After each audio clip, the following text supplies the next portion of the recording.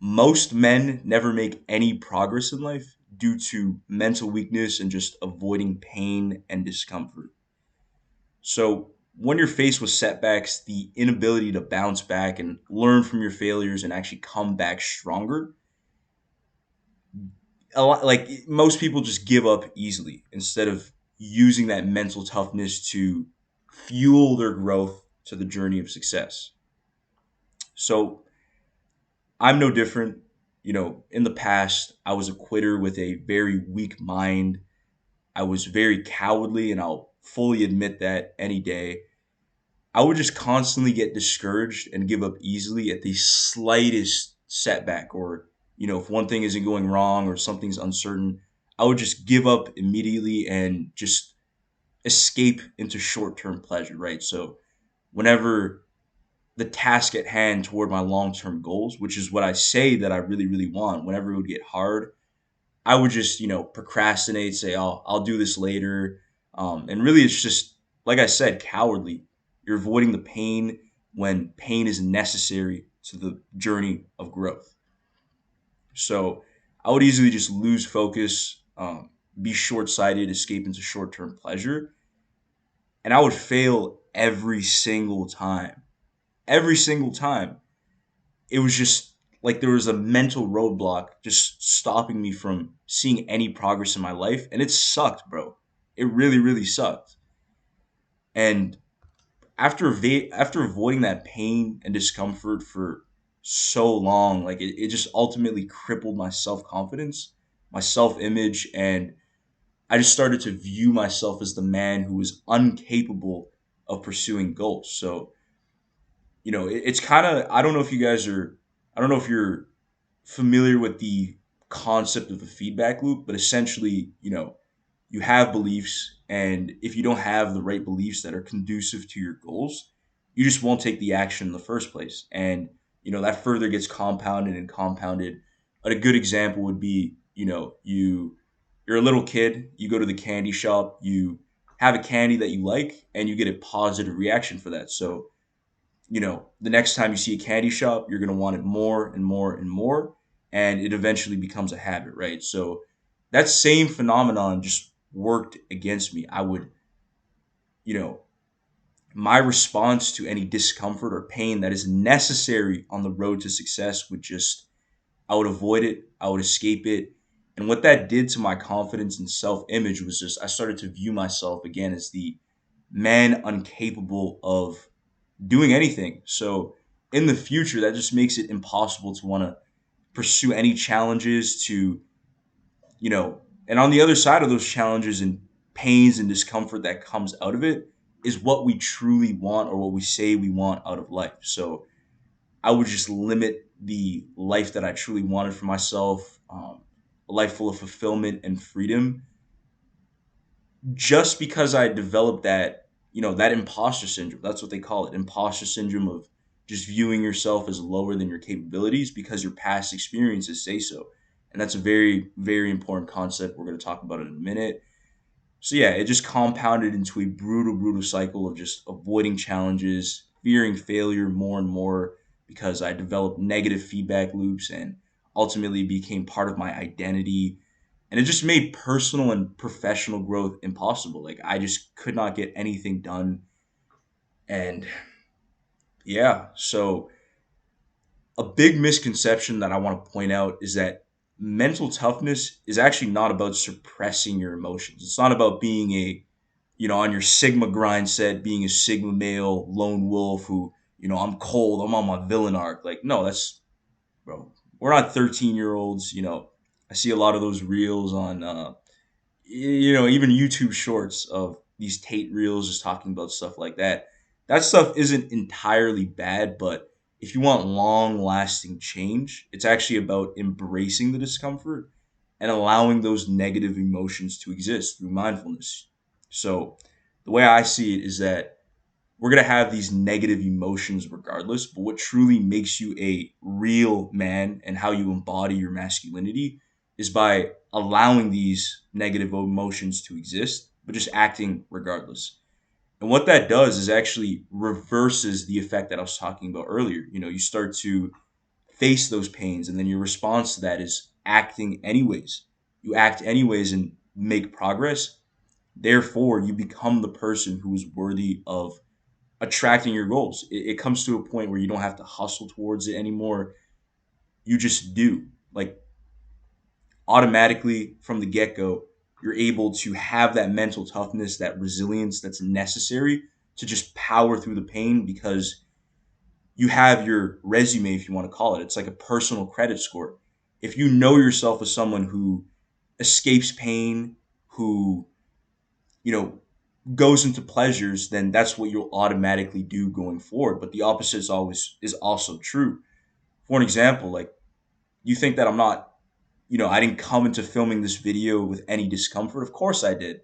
I'll be fully authentic and admit that. Like, I made my coffee before this. I sat down here, got all comfortable, but it was really uncomfortable. Like, I'm just sitting out here going with the flow. But you think I wanted to do it? You think I wasn't scared or nervous? But me doing it regardless will just ensure that the next time I do it, it'll be even better and better. And that's truly how you improve 1% every single day. Just acting despite the fear.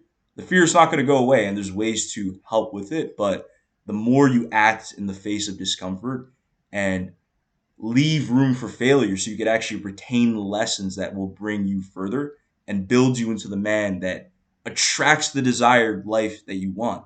That's really the name of the game. So, action is the only answer. If you say you're going to do something, you better fucking do it, because you don't want to build that negative feedback loop of just constantly knowing and assuming that the next time you want to pursue something hard, that and that the life or outcome or goal or whatever it may be, let's say you want to hit the gym and it's time to hit the gym. Oh, I don't feel like it. You go anyways. Because if you don't, then you're just never going to hit the gym. You're going to view yourself as someone who's incapable of taking action, of doing hard shit, and you're just going to stay skinny or fat wherever you're at right now.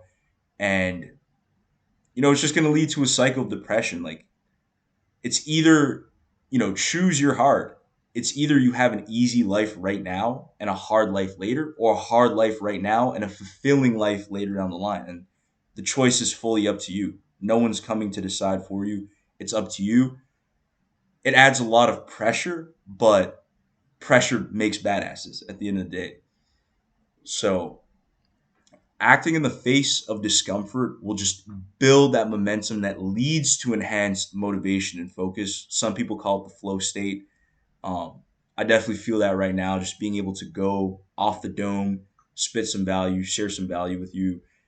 And it just allows for effortless progression. And if you have that momentum going, you're not going to want to let distractions, you know, derail you and take you off the path that you're already going through. So of course, this works the opposite way too. If you're stuck in a rut, if you're stuck in a cycle of procrastination, you're going to continue to do so until you finally decide. You look in the mirror and you say, enough is enough. And that inner masculine anger just comes out of you. Like, a change must happen. As soon as you act on that, then momentum starts to build, and you're not going to want to let that go. You don't want to go back to the old you who, you know, watches porn, who scrolls all day, who's just a loser. Like, you can make that change right now, build that momentum, and we both know that the life that you want is waiting on the other side, anyways. And the most important insight, and I was hinting at it a lot earlier, was that you just can't avoid failure on the path to growth. So you might as well be able to embrace the discomfort and learn from it rather than avoiding it. Like, it's really the only way. I'm not here to give you quick tricks or quick hacks. It's literally the only way for everything that we previously discussed. If you don't act, you're just going to view yourself as a loser who can't act, who can't pursue his goals.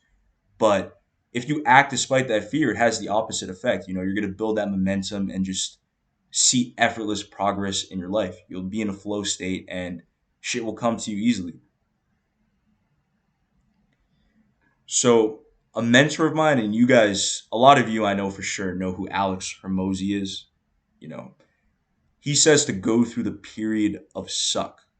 You have to embrace the setbacks as opportunities for growth and lessons rather than being discouraged and giving up. The motto here is fail fast and improve even faster.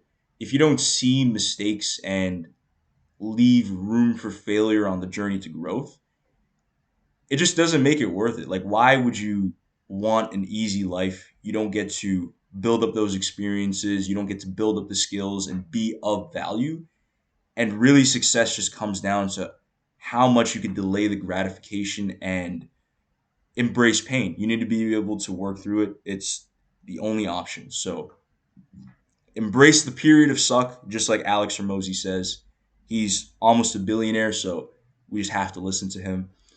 And there is no shortcut. Like, a lot of you watching this might right now might want to say, oh, it's uncomfortable. Like, there's got to be another way. But trust me, don't get stuck in the same thinking that I did. There is no shortcut. If you feel uncomfortable, you have to act. Like, there's no other way. And at the end of the day, I talked about that it's just suppressing emotions, but it is just that. The emotions are going to exist, but the only thing that you're in control of and the only thing that will guarantee your success is how you react to them, right? You're going to feel them regardless, but if you cope with it by going on a screen, by, you know, going into instant pleasures, you're just going to, we already discussed how bad that is for you, but, you know, if you're able to act regardless, you're gonna get the life that you want. Like, it's just, it's really that simple. I can't break it down even more than that, rather than, like, without going in circles. But it really is just that simple.